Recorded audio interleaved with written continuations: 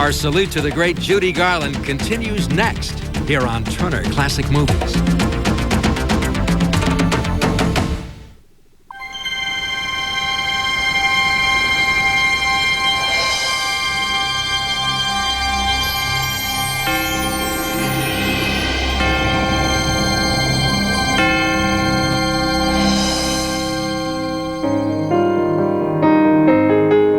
I have no method.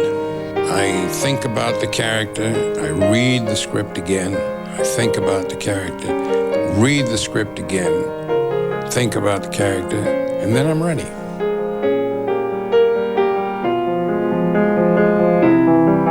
Can't take it anymore, Felix. I'm cracking up. Everything you do irritates me.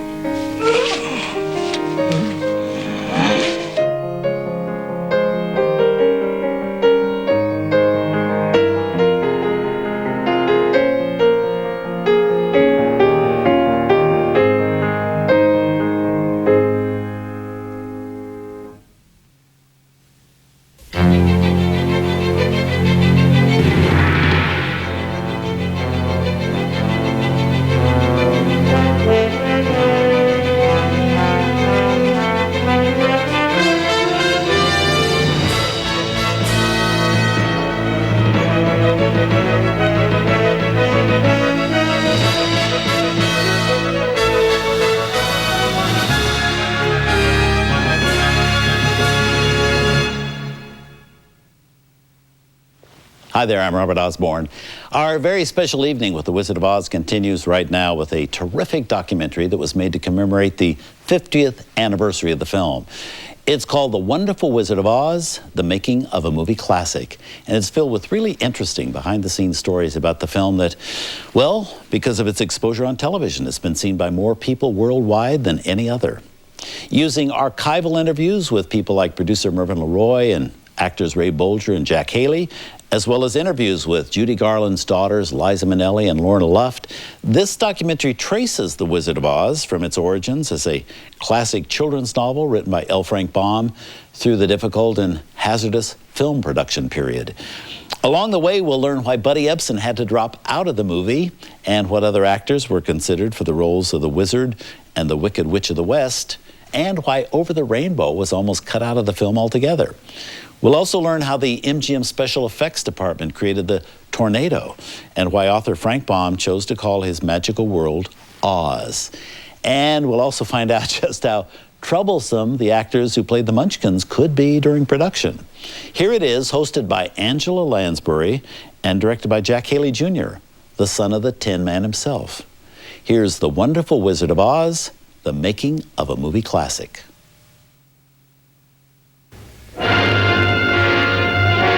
Many, many miles east of nowhere lies the amazing land of Oz, a magnificent empire created in the mind of a man who wrote a great book about it. Like wildfire in the wheat field, the fabulous tale of the Wizard of Oz spread from town to city, to nation, to the entire world. The Wizard of Oz. More people have seen it than any other movie, over 1 billion of them. It's probably the most beloved movie ever made in any language. Vamos, vengan a pelear. ¿Quién será el primero? Pelearé con los dos, si quieren. Oiga, váyase y déjenos en paz. Asustado, ¿eh? Tienes miedo. No estarás a gusto metido en esa lata. Oh, des lions, des tigres et des panthères. Oh mon Dieu, des lions, des tigres et des panthères. Oh mon Dieu, des lions, des tigres, des panthères, oh mon Dieu, des lions, des tigres, des panthères, oh mon Dieu. Ich warte meine Zeit ab. Und das merkt ihr, mein feines Kind. Es ist wahr, ich kann leider hier nicht auf dich lauern. Aber hüte dich, kreuze nie meinen Weg. Wenn du es wagst, dann gehörst du mir, mein kleines Schätzchen, und dein Hund auch. A film historian has noted that the enduring magic of The Wizard of Oz touches not only our children, but the child in all of us. The enchantment is easy to explain. The movie's sentiments are universal. Its timelessness, that of any great classic. Those who created this work came as near to perfection as anyone could ask. I first saw The Wizard of Oz as a schoolgirl in London. And I thought it was unlike anything that I'd ever seen before. It was so innovative and such great fun.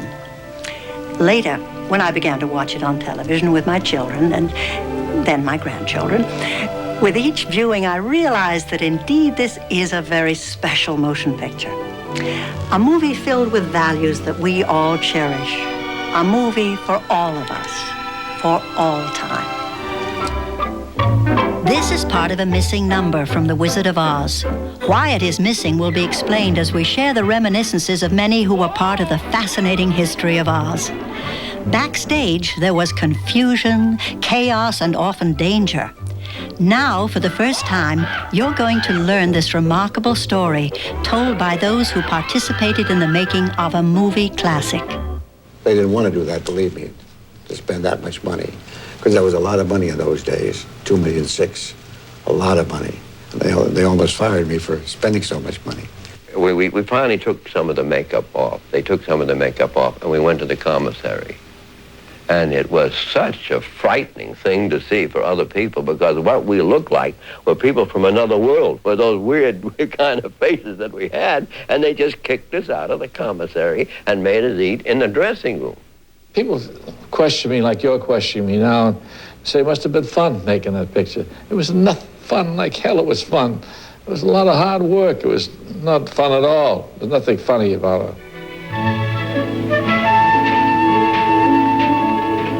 I had to work with three very professional men, you know, Jack Haley and Burt Lauer and Ray Bozer. And they had so much makeup on. And they were so busy complaining about their makeups. And each one was making bets as to which makeup was the most difficult all the way through the picture. I thought that she was the most adorable creature that was ever put on this earth. And so right for the part of Dorothy. She was just like a little girl from Kansas. With great big eyes. She wasn't pretty, just plump, but in a way she was beautiful. I'm frightened, Daddy. I'm frightened. I think she holds the whole picture together. Her sincerity that she wants to get back to Kansas. You believe her. She wants to get home to her Aunt Em and so forth. And that was the whole hub of the picture. But it's a wonderful picture, and we're proud of it. The one thing that we will be known for, no matter what we've done any place else in the whole world, will be The Wizard of Oz. Well, we don't get any residuals, but we have a better thing than residuals. We have a kind of immortality. And a great pride for being a part of a great American classic. You're off to see the wizard, the wonderful Wizard of Oz. You'll find he is a whiz of a whiz, if ever a whiz there was. If ever, oh, ever a whiz there was, the Wizard of Oz is one because of the wonderful things he does. You're off to see the wizard, the wonderful Wizard of Oz.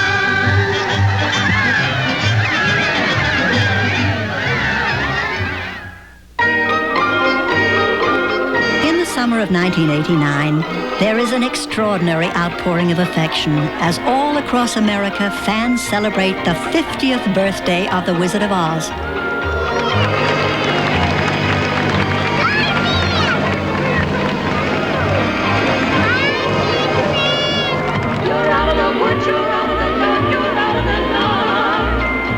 From California to Kansas, from New York to Florida, a timeless movie continues to enchant generation after generation.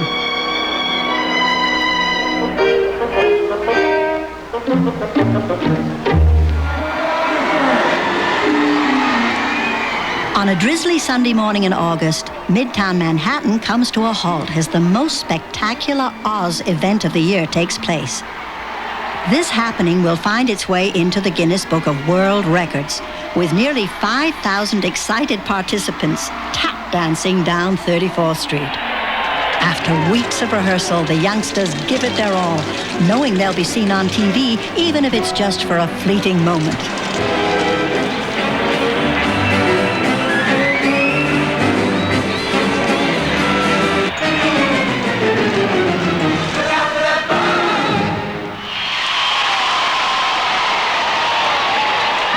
Wizard of Oz on tape. We taped it, and me and my sister watch it at least every day. We've all heard about the several pairs of ruby slippers worn by Judy Garland and how much they've been auctioned for. Anywhere from $15,000 to $165,000. Well, you can forget about those. These ruby slippers, created by the house of Harry Winston for the Oz anniversary, are valued at $3 million because they are made of real rubies. How the Wizard of Oz became a national heritage is a really fascinating story. It all began in 1900 when L. Frank Baum published his classic children's book, The Wonderful Wizard of Oz. Nearly 40 years later, the man indirectly responsible for bringing Oz to the screen was none other than Walt Disney. His Snow White and the Seven Dwarfs is not only 1938's biggest hit, it is the most successful movie ever made to that date. This fact does not go unnoticed by other movie moguls, especially Louis B. Mayer, the highest paid executive in America. He reigns supreme at Metro-Goldwyn-Mayer, a studio that boasts it has more stars than there are in the heavens. When it's suggested that MGM acquire the rights to The Wizard of Oz, Mayer is interested, but he has a problem. His brilliant head of production, Irving Thalberg, has passed away over a year ago. Mayer has been desperately searching for a successor and finally finds him. Mervyn LeRoy, a bright 38-year-old producer-director, seems the perfect choice. LeRoy accepts, and coincidentally, one of the first projects he proposes is Oz. Well, I always wanted to make The Wizard of Oz since I was a little boy. Mr. Mayer called me in and said, look, why don't you just produce this picture? You're so crazy about it. And I said, but LB, I want to direct this picture too. He said, well, I think it's too big for you to do both. But I produced it and I'm very proud of it. To produce a motion picture this complex, LeRoy definitely needs help. He takes on songwriter Arthur Freed as an uncredited associate. Years later, as a producer, Freed's name would become synonymous with the golden years of the MGM musicals. But at this moment, his biggest job is to help LeRoy cast the picture. On the gold pit. She has been the biggest star in the world for the past 4 years, and many think Shirley Temple is the natural choice to play the role of Dorothy. LeRoy is under pressure to cast her. However, after hearing Shirley sing at an unofficial audition, LeRoy and Freed decide the demands of the part are beyond the talents of even this amazing 10-year-old. Still, on the off chance that things might change, Shirley seems prepared. I had a very good time in Bermuda with the horse and buggy, but I'm glad to be home. Because after all, there's no place like home. From the age of 2.5, when young Judy Garland began her vaudeville career as part of the Gum Sisters Kiddie Act, she had been billed as the little girl with the great big voice. In my singing school, I am one of many. By the time she is 15 years old, her name has been changed from Frances Gum to Judy Garland. And she has been under contract to MGM for almost 3 years. She can sing and dance, she can play drama or comedy. Anyone in Hollywood who has seen her perform at benefits or private parties knows Judy Garland is destined for stardom. LeRoy and Freed convinced Mayer that Oz could be her breakthrough. Judy must lose some weight, but the part of Dorothy is hers. When Mama spoke about making The Wizard of Oz, I could always tell what respect she had for the movie and how proud she was to have been a part of it. Whenever she watched the movie, you could see in her eyes that she loved making that film because she was a kid. She was 16 years old. She had a great time making that movie, and it was a happy time. At 22, she was the toast of Broadway. At 29, Billie Burke married Florence Ziegfeld, living a life of luxury worthy of a fairy tale princess. Then in her 50s, Billie Burke begins a successful Hollywood career playing rich, feather-brained matrons. Oz is Burke's favorite movie. As close as I have come, she says, to the kind of roles I did in the theater. I'm Glinda, the Witch of the North. You are? Oh, I beg your pardon, but I've never heard of a beautiful witch before. Only bad witches are ugly. The casting for The Wicked Witch causes a major controversy and has everyone at MGM going in circles. Frank Baum's concept in the original book, as illustrated by W.W. Denslow, isn't much help. But Mervyn LeRoy has an idea. Since Disney's glamorous Wicked Queen in Snow White is so successful, why not make the Wicked Witch slinky and seductive? Freed and other executives protest. LeRoy's mind is made up. On the MGM lot is Gail Sundergaard, who the year before had won an Oscar for Best Supporting Actress in Anthony Adverse, a film directed by Mervyn LeRoy. LeRoy persuades Sundergaard to test for the role. Decked out in stylish black sequins with a form-fitting wardrobe to match, she is a knockout. Freed and the others are exasperated. Bad witches are ugly, they remind LeRoy, like Disney's old crone in Snow White. So LeRoy orders the makeup department to give Sundergaard the ugly treatment. But her striking features defy the grease paint, and the distinguished actress decides she doesn't want the role. In those days, I was not about to make myself ugly, she says. I have no regrets. Absolutely no regrets. Then you take it and bring it up to your kisser and inhale. A former kindergarten teacher, Margaret Hamilton, is 36 years old and newly divorced. She has been supporting herself and her 3-year-old son as a hard-working character actress. Chicken thieves, eh? Why, we'll gladly pay you for any damage that we've done. All right, $3. So I'd done about 6 pictures for MGM by that time.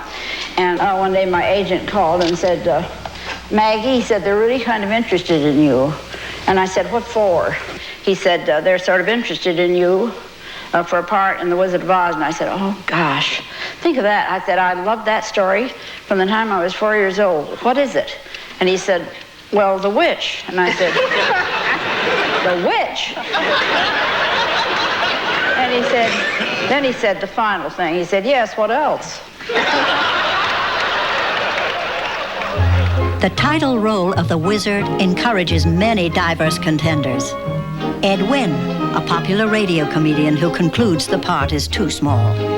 Wallace Beery, one of MGM's most popular stars, wants the role badly, but the studio refuses to spare him during the long Oz schedule. And W.C. Fields. Everyone at MGM is impressed by his recent triumph in David Copperfield, but Fields haggles endlessly over his salary and time runs out. One of MGM's most durable character actors, 48-year-old Frank Morgan, finally wins the role, or rather 5 of them.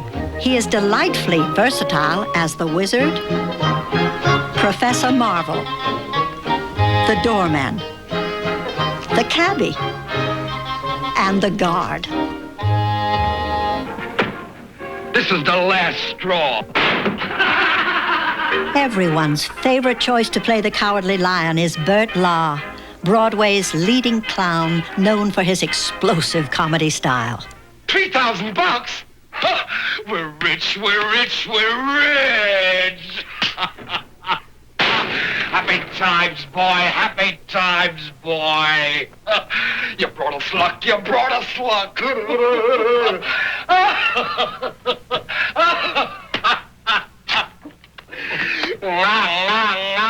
Take him away, take him away!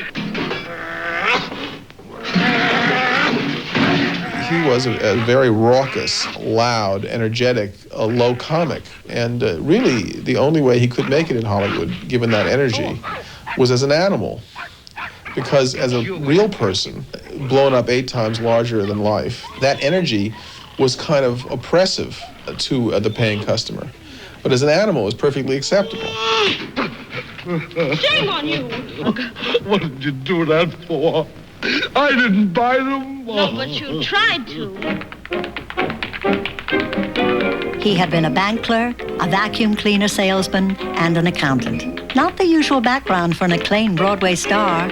Now under contract to MGM, Ray Bolger is thrilled to learn he will be in Oz, until he finds out that he is to play the Tin Man. I was angry. I was really upset. I loved the thought of being the scarecrow. And I could not imagine anybody else playing the part. And I could do all the kinds of steps that I wanted to do, and there was something else. I don't know, I had a feeling if I could play this part, it would make a star out of me.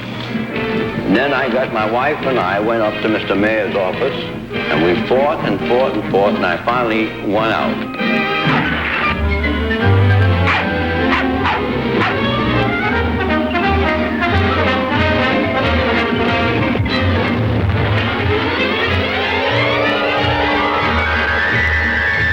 This extraordinary dance routine, directed by the inventive Busby Berkeley, makes brilliant use of Ray Bolger's unique style. Unfortunately, at the last moment, fearing the picture is running too long, the studio decides to cut the number.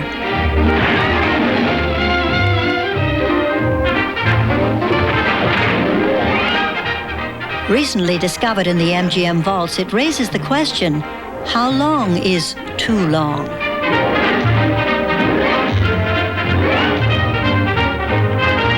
Gosh, it would be awful pleasing to reason out the reason for things I can't explain.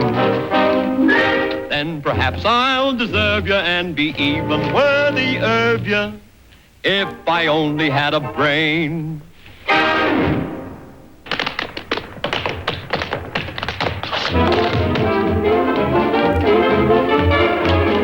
Judy Garland dances with another veteran of the theater, 30-year-old Buddy Ebsen. He has been under contract to MGM for 4 years and doesn't mind at all when he is switched from the Scarecrow to the Tin Man. But his dream assignment turns into a nightmare. They put aluminum dust all over my makeup, recalls Ebsen, and this aluminum dust got into the air and pretty soon my lungs were coated with it. One night I took a breath and nothing happened. They got an ambulance for me and got me down to the hospital. While Ebsen begins months of recuperation from his near-fatal illness, MGM announces he will be replaced with no further explanation. Ebsen considers this as the worst personal and professional disaster he ever endured. Ebsen's replacement is Broadway and movie star Jack Haley. On loan from 20th Century Fox, he knows nothing of Ebsen's calamity, but Haley's makeup has been quietly changed from aluminum powder to aluminum paste.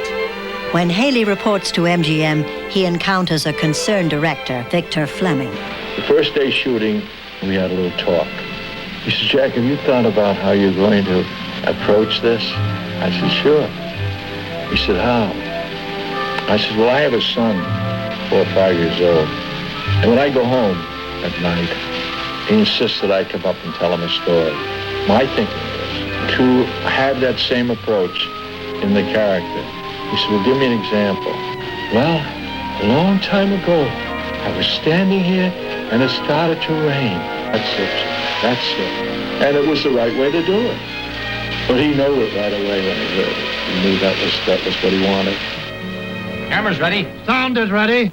Places, everybody. Play it, please. All right, Bill, turn him over. Speed. Play back. 1, 2, 3.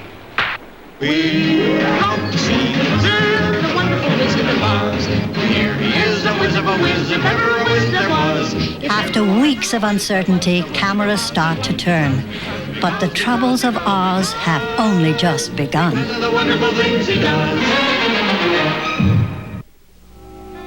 The man who invented Oz, with all its colorful characters, has a life story almost as improbable as his creations. In 1856, Lyman Frank Baum is born to a wealthy family in upstate New York. But once on his own, success seems to elude him.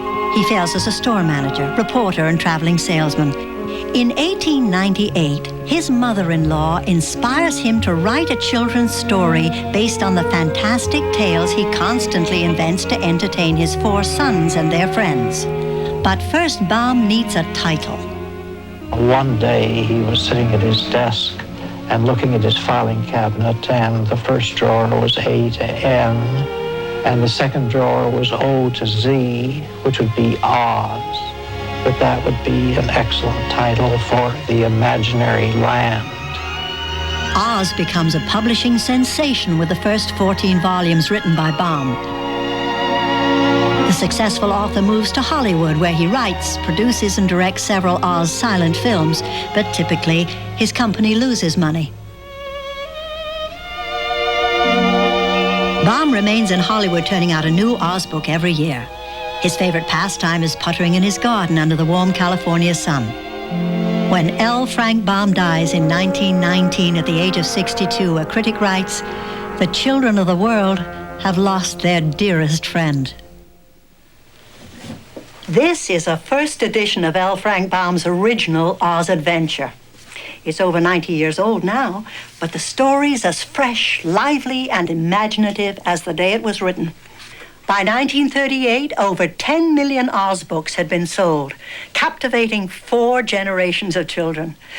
At MGM, the question was how to bring this classic to the screen without destroying its magical qualities. Well, it finally required the combined efforts of 14 writers and 5 directors to capture Baum's vision on film.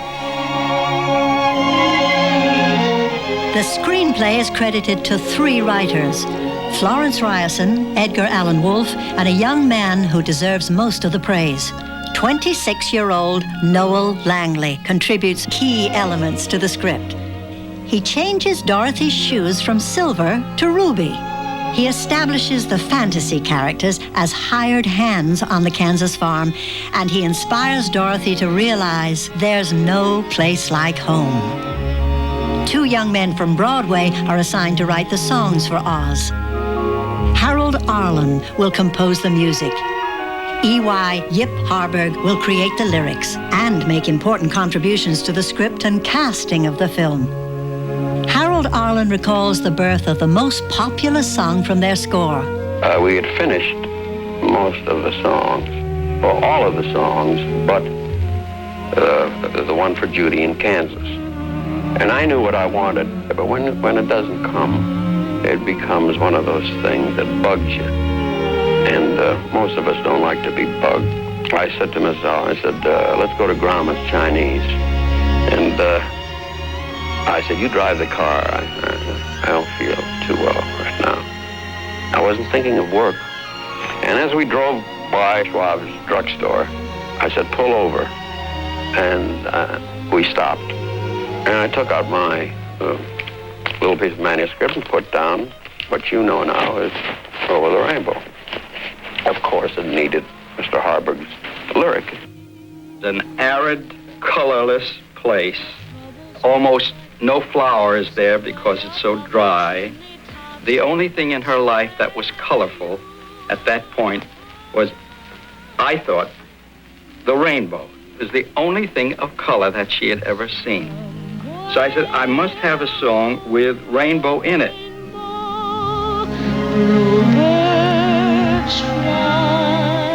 She didn't sit there and say, all right, watch this. I'm going to really blow you away with this. This was just a song in a film, and her performance is the reason. It's the most perfect marriage of a song and an artist that's ever been. When Mama sang Over the Rainbow, she believed in the sentiment of the song with all of her heart. That's why whenever you hear the song, even today, you think of her. It was that personal. If happy little bluebirds fly. It sounds inconceivable, but Over the Rainbow is cut from the film after the second preview. It slows down the picture, some executives complain, and they consider it undignified for an MGM star to sing in a barnyard. But good sense finally prevails, and the song is restored. While the movie shuts down to recast Buddy Ebsen's part, Mervyn LeRoy studies the results of the first 2 weeks of shooting. LeRoy feels that director Richard Thorpe's footage lacks the childlike quality the film needs, and Thorpe is reassigned. Director George Cukor has a few days open before starting Gone with the Wind and agrees to help out. He too is appalled at what he sees. He begins altering makeup and costumes for many of the principals. Cukor particularly dislikes Judy Garland's appearance. He takes off her curly blonde wig and half of her makeup. And, he recalls, I told her to remember that she's just a little girl from Kansas.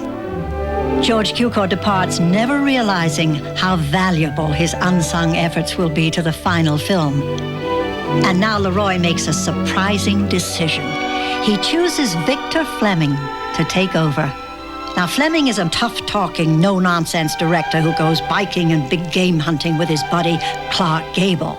Despite this macho image, Fleming finds the project irresistible. I made the film, he says, because I wanted my two little girls to see a picture that searched for beauty and decency and sweetness and love in the world. Fleming works tirelessly on this difficult project. Then only a few weeks before completion, he is abruptly summoned to the Selznick Studios. There is trouble in Tara. On the Gone with the Wind set, Clark Gable and George Cukor are barely speaking. Gable threatens to quit unless producer David O. Selznick borrows his pal Victor Fleming. Selznick gets MGM to agree. Cukor is out and Fleming is in. King Vito, one of Hollywood's finest filmmakers, will provide the finishing touches on Oz. Sometimes we'd being in the studio and knowing the director, and the studio would ask you to take over. And so then they said, well, would you take over Wizard of Oz? I said I would, and I went over, and Victor Fleming was a good friend and took me around all the sets and went through the thing. And one day he left, and I took over. It was about, as I remember, it was about 2.5 weeks, 3 weeks possibly, which included Somewhere Over the Rainbow. But I did not want any credit, and as long as Victor was alive, I even kept quiet about it. Come out. Another element of Oz falls into place when over 100 little people march into MGM, the first and last time that such a unique gathering would take place. They are billed as the Singer Midgets, but many are freelancers from vaudeville and circuses all over the world. Only a few are rowdy, most are enthusiastic, and studio workers will never forget them. Munchkin memories are very special.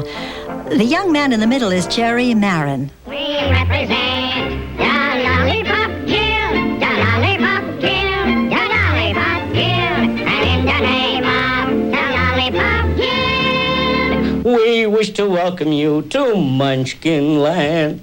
And that's when I handed Judy Garland the lollipop. I was 17, and prior to this, I'd never seen a little man or person in my life, or a little woman, and I was all excited because I heard there were going to be quite a few little men and women, and we got on the bus where I seen all of them. I said, oh, I was so excited. Little guys just like me, and I watch how they walk and I watch how they talk, and it was exciting. I said, my goodness, here I am in Hollywood for the first time in pictures, and with the biggest studio. As coroner, I must... Well, when we met the casting director, he took a look at us and he picked about 8 of us to say the lines of the Munchkin coroner. I probably enunciated a little bit more distinctly or more emphatically than some of the others. So he says, okay, you're the coroner. And then, of course, Adrian, the gentleman who is in charge of costumes, measured every single Munchkin and designed an individual costume for each person, so that it took the costume department about 5 weeks to make up all these costumes, during which time we were rehearsing. So as soon as the costumes were ready, we were ready to start shooting. Jack Dawn took each one of us and said, well, now what is your part? What are your lines? And then he would put on a makeup for us. And then as soon as he was finished with us, they would take a still shot, and that was put in the files. And then each other Munchkin who had a speaking part was likewise done a master of makeup by Jack Dawn and put in the file, so that when we were ready to shoot, all they had to do was take that picture out of the file, and one of the assistant makeup men would put on the same whiskers and beard, so that we would have the same appearance every day that we were on the set.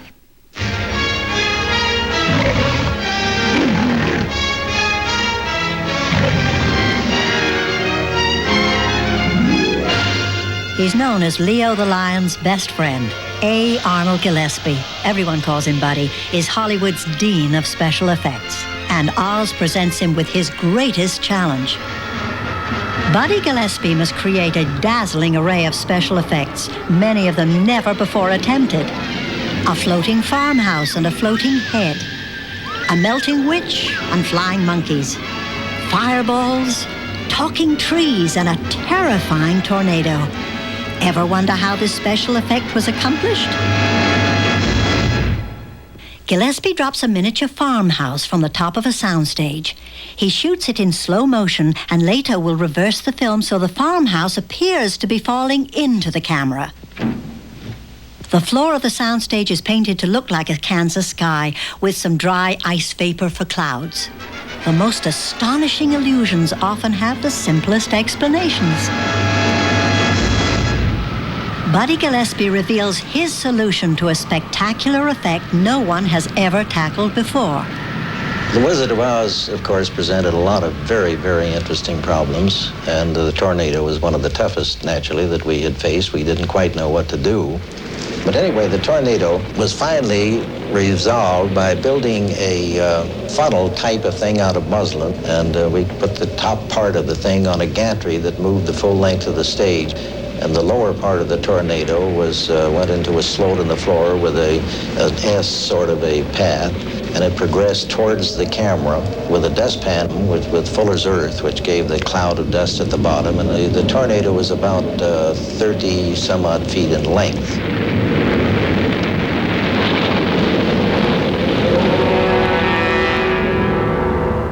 From one standpoint of the work was that the hours were long and the time off from work was short. During this period, we had to have our dinner, sleep, and get back up again at 5 o'clock in the morning. We hardly ever arrived home earlier than 7:30 or 8. So you see what a short time we had. There's no recreation, none whatsoever. Judy, of course, being a girl, but she had to have her hair done every morning. She had to have it exactly the same way it was the day before. Composer Harold Arlen's home movies provide the only backstage glimpse of the stars of Oz, all of whom managed to keep their spirits up despite long hours, intense heat, and uncomfortable wardrobe and makeup. A lot of people ask me about the costumes. I had a rubber mask. The only unfortunate thing about it was that it sort of closed the pores in my face. And when the lights got real hot and they ate up all the oxygen, I couldn't breathe. But worst of all was Bert Lahr. His costume was 90 pounds. What a perfectly ridiculous kind of costume to put on a fellow like Bert Lahr, because Bert Lahr was a nervous type. Bert Lahr, he was always undoing the buttons. He always had gas on his stomach. He couldn't eat anything. And in his costume, it was literally true. He couldn't eat anything. Jack Haley recalls his miseries. I was doing a radio show. I had my own radio show and staying up late with the writers. So I had to be on what they call a reclining board. And I would go to sleep as soon as I got on the reclining board. And Bert Lahr said, that Haley can sleep on a beat hook.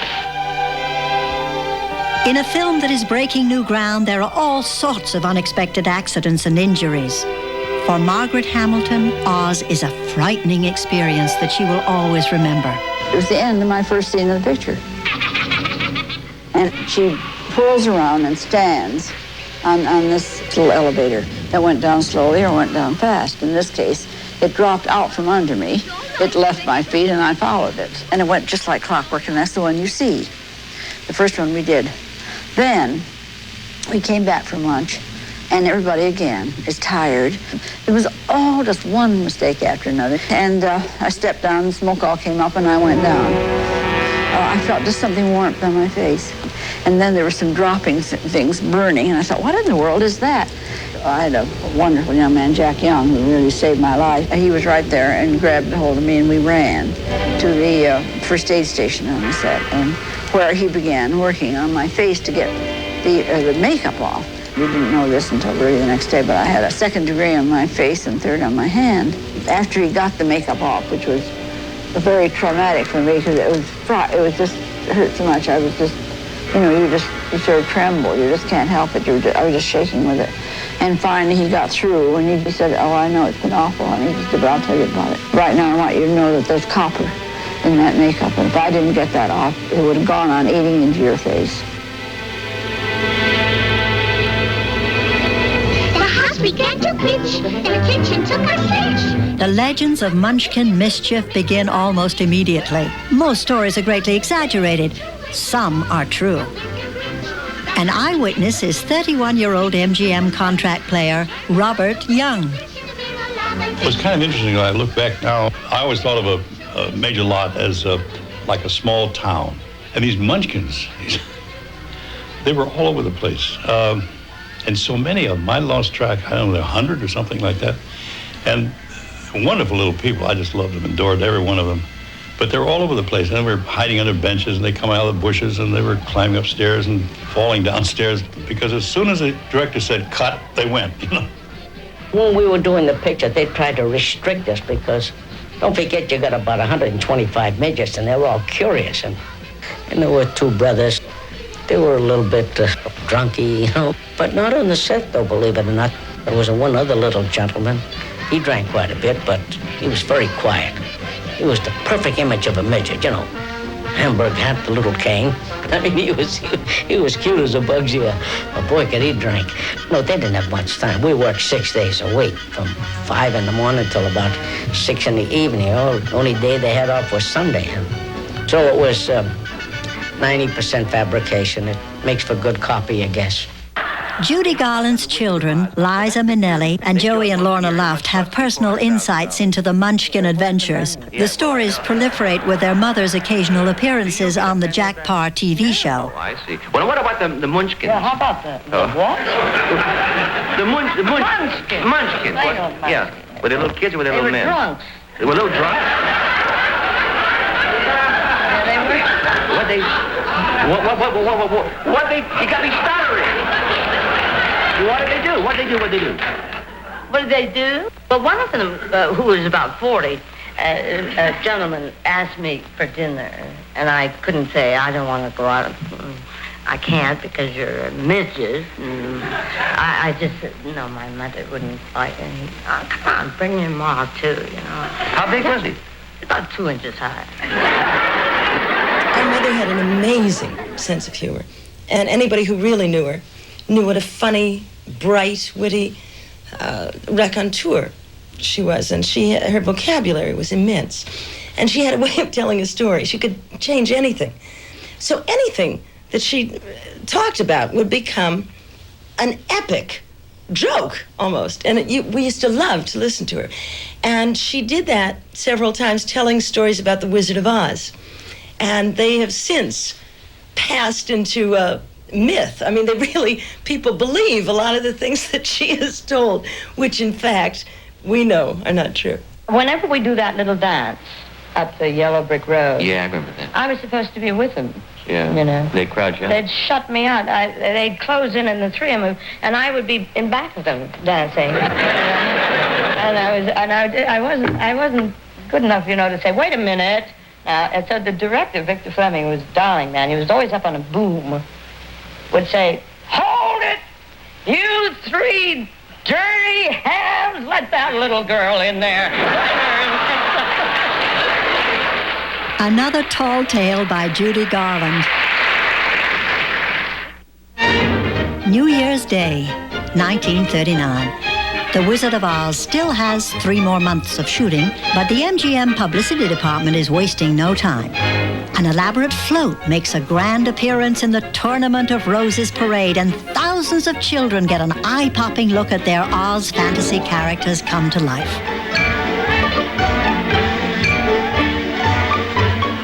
Judy Garland endures an endless barrage of interviews, radio shows, and silly newsreel appearances. It's a double privilege, Selma and Jeanette, to be able to congratulate you on being elected co-presidents of the Twins Club of Greater New York. Thank you, Judy. Get on your mark. Get set.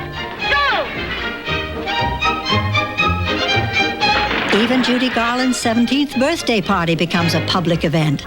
She and Mickey Rooney are the newest rage among teenage moviegoers, and their boss, Louis B. Mayer, is well aware of it. The studio sends Judy and Mickey to New York to open the film. As innocent commuters scramble for their trains, Grand Central Station becomes a madhouse. The much-publicized arrival causes a near riot. 10,000 screaming fans are held back by an emergency squad of 250 patrolmen and 25 detectives hastily summoned to maintain order. But despite the heat and the bedlam, Mickey and Judy survive. When the Capitol Theater opens its doors, over 15,000 people are in line, circling the entire block. After each screening of Oz, Mickey and Judy perform a specially prepared musical comedy act.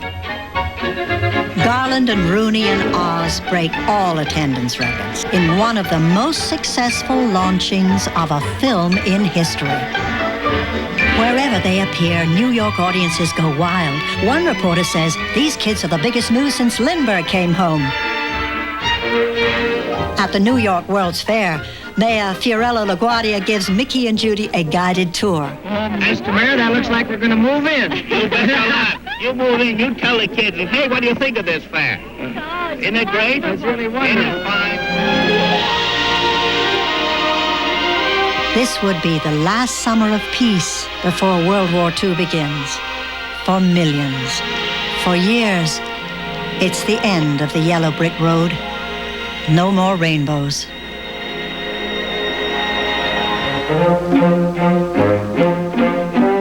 In 1939, 85 million Americans go to the movies at least once a week. Now that's an incredible 65% of the population.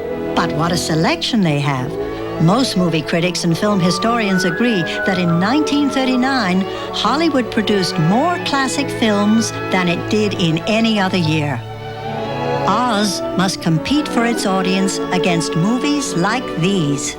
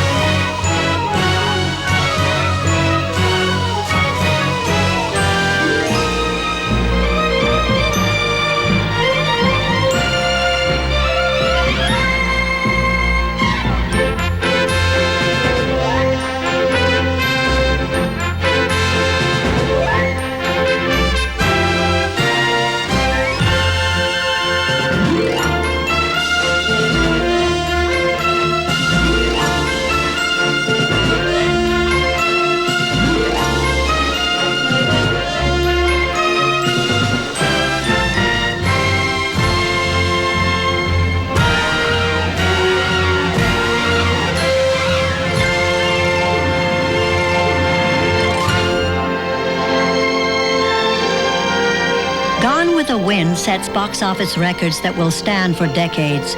But The Wizard of Oz, MGM's costliest film to date, loses money in its first release. Yet there's still a chance for glory. Oscar night, February 29th, 1940. This evening, the rivalry is especially strong. Academy voters have been presented with a nearly impossible task, how to choose the winner when there are so many winners. Oz has garnered an unexpected 5 nominations, including Best Picture.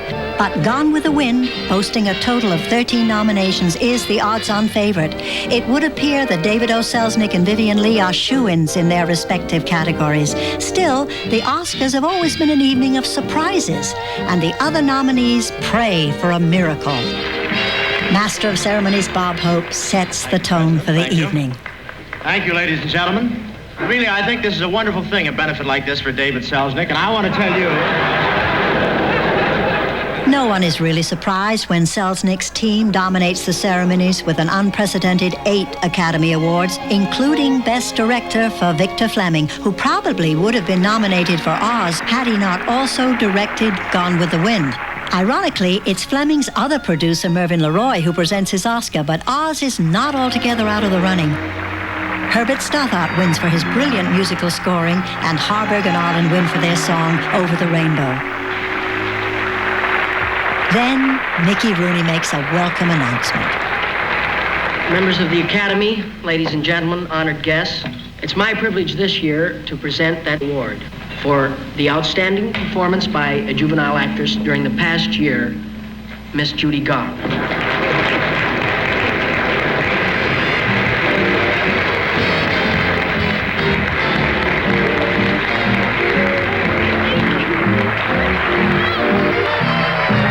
As the evening winds down, the most requested song is Over the Rainbow, reminding both winners and losers that there are new dreams they can dare to dream. But not a soul in this room can possibly conceive what the future holds for the Wizard of Oz.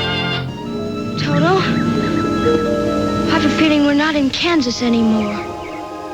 After its initial release, Oz would appear occasionally through several reissues and kiddie matinees. And then in 1956, along came television. For the first 2 decades, most viewers could only see it in black and white, which didn't stop the millions who had never seen it before from falling under its spell. You know, it's interesting how you can watch a bad movie, and once is enough. In the case of The Wizard of Oz, 100 times may not be enough. Someday I'll wish upon a star and wake up where the clouds are far behind me. For the next 30 years, Judy Garland makes successful appearances all over the world, and memories of the Wizard of Oz are never far away. No performance would be complete without Garland singing Over the Rainbow.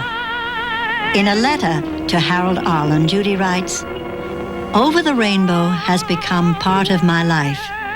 It's so symbolic of everybody's dreams and wishes that I'm sure that's why some people get tears in their eyes when they hear it. I've sung it thousands of times, and it's still the song that's closest to my heart. I think it's endured because of people's dreams and because of the possibilities. And because that there may be some place over the rainbow, that everybody wants to find something better, and even if it's more colorful or more outrageous or scarier and everything, you end up wanting to go home. And then, you know, that's the best place you can be. After all of the things that you learn, no matter how beautiful everything else is, home is what matters. Why, oh, why can't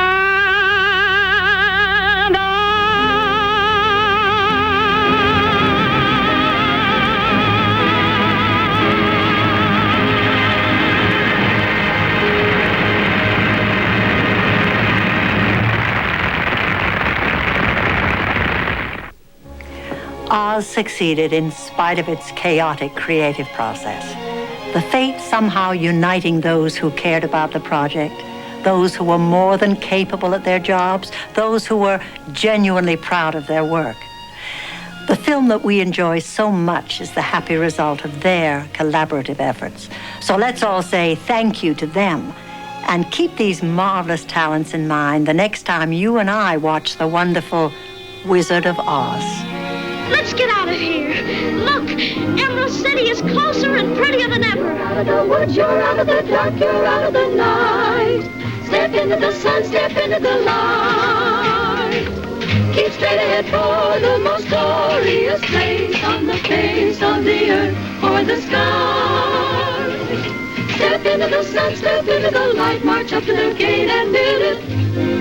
Open, open.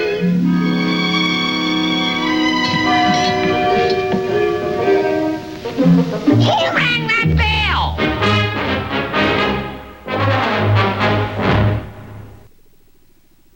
If you missed it earlier, or even if you just want to see it again, we do have The Wizard of Oz coming up next for a special encore presentation.